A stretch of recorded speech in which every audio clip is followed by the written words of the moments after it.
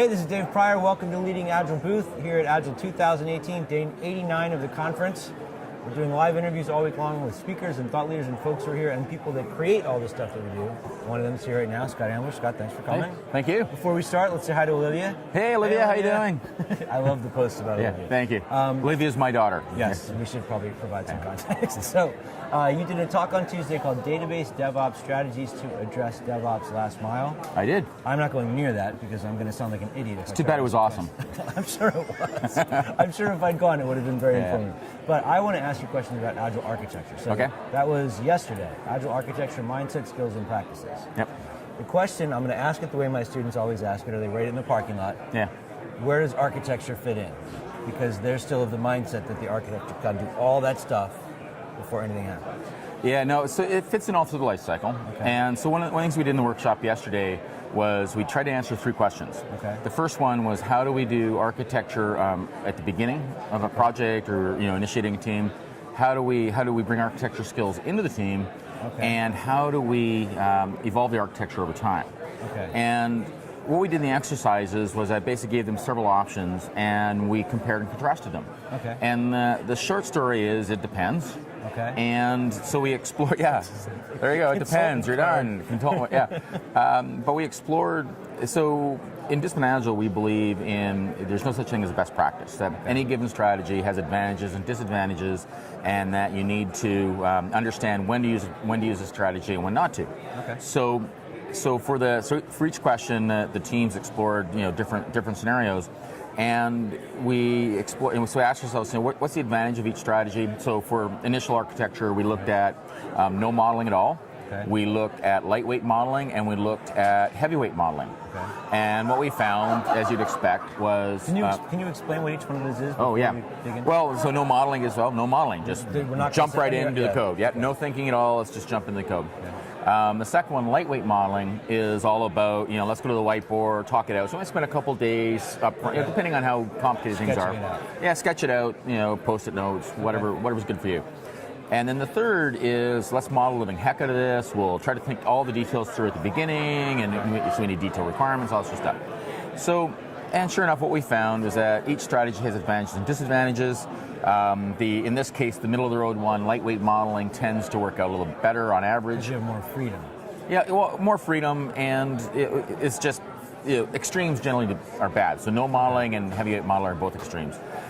So, but we also saw that there was some instances where no modeling at all makes sense, and heavyweight modeling makes sense. Even on Agile teams, heavyweight modeling makes sense.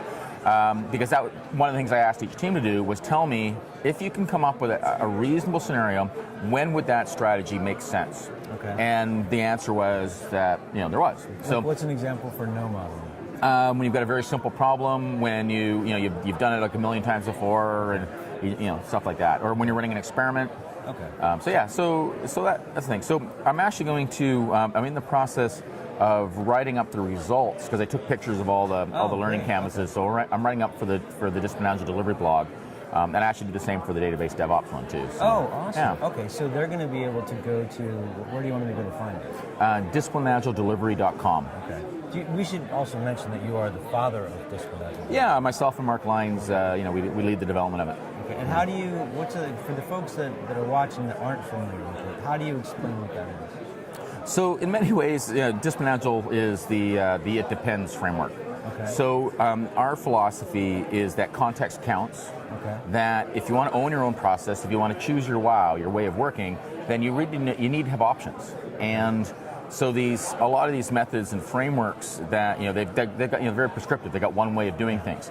And whereas our approach is we say, here's what you need to think about.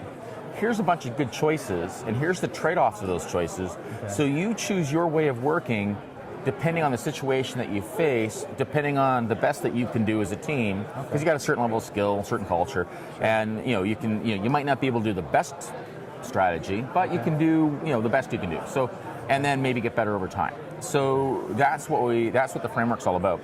And we're trying to answer basic questions like, how does this stuff all fit together? When do you do these practices? When do you not do these things? Okay. To what extent do you do them? So, pretty important things that, that we're struggling with. This is why you're students. So you can make informed choices. Exactly. Okay. Yeah, so we give you options, and we're not married to a single method. So, yes, we encompass Scrum, we encompass Safe and Kanban and all those good things. But we also tease them apart and we say, here's the various strategies from each, and here's how you can combine them effectively. So, we don't get into this, Kanban butt or Scrum butt stuff. There's none of this religion stuff. So now the big challenge though is we also ask you to think, and you've got to be skilled. And you're making trade-offs, and it's your team will make a different set of trade-offs than my team because we're different people in different situations. Okay. Now what about?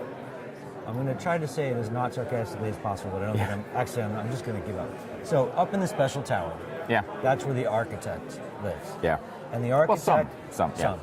And no one's allowed into the fields of play until the architect is deemed them safe for use. Yeah. And I understand that there's reasons why you'd want to do that, and it's also kind of putting you in a box that it's hard to maybe iterate out of without a lot of cost. How do you explain to somebody who has spent a lot of time in their career working their way into the architect role, can come join this team, you're just a team member like Jimmy the mouth breather we just hired yesterday. Yeah. And you have the same value to the team because of diversity. That changes their whole perspective of what their job is. It does, yeah. And actually, so the second question we answered in the workshop was how do you bring these skills in? Yeah. One of which was the architect modeler. And somebody, they think through the big issues, and then they say, "Here you go, developer monkeys. You do. I'm the smart person. So you're the monkeys. You do exactly what you're told." And then the developers, they're smart people, and they may or may not look at this architecture and go, "Yeah, right," and they throw it away. Okay. So, and the architects get ignored. Right. And it's interesting. And we've done studies in the past answering the questions of what. Of all these various architecture strategies, what works well? So I run industry surveys every so often, and one of the surveys we ran a couple of years ago about enterprise architecture was we were asking people, have you ever been involved, or has your organization ever done enterprise architecture?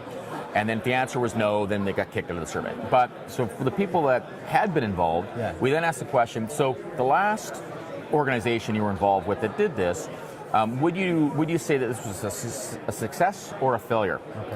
Okay. And regardless of and so we need to know the answer. And then we asked the exact same set of questions for both, and we basically asked, so for this strategy, did you do this? Yes or no? And then, and so how what were the behaviors of the enterprise architects? Basically, was what it got down to. And then what we were able to do was correlate these behaviors to either success or failure. Okay. And what we found was that there was a strong correlation between strategies like the ivory tower architects, telling the developer monkeys what to do. Right. There was a high correlation with failure. The strategies where there was a high success rate, and the interesting thing is we didn't label anything as traditional or agile. We just asked, did the team do this? Okay. Did they behave this way? And the strategies that were more agile in nature, work collaboratively, be involved with the team, roll up your sleeves, get your hands dirty and code, lead, facilitate. Those sorts of strategies were correlated to a successful enterprise architecture program. Okay. And it was almost like mobbing on architecture a little bit. Yeah. So working together collaboratively, sharing your skills, coaching people, facilitating. There was significantly higher correlation between the teams that did that as opposed to the teams that didn't. And so I thought that, and it's one of those things where I'm a firm believer, I just share the data, whatever happens, and it's always a bit risky when you run these things because you could actually, disprove your religion. So, I'm obviously in the Agile camp, but I'm at risk, but I would rather find out that no, this Agile stuff is nonsense, and find that out as opposed to then keep pretending, right? So, so it was really nice that there was a pretty strong correlation between success and Agile architecture. Cool. So it worked out. But okay, and so if people want to find out more about you and more about the work you do, you can go to scottambler.com. Yeah, scottambler.com or disciplinagile.delivery.com. At Scott W. Ambler. Scott. Yeah, I'm Scott W. Ambler on Twitter. Okay. Cool, this was great. Thanks for coming by. Fantastic. Thank you. My pleasure. Rest of the show. See you, Olivia. 2 more to do today, and then we're done. Yeah, but they won't talk about Olivia, though. No. Bye, Olivia. Bye, Olivia.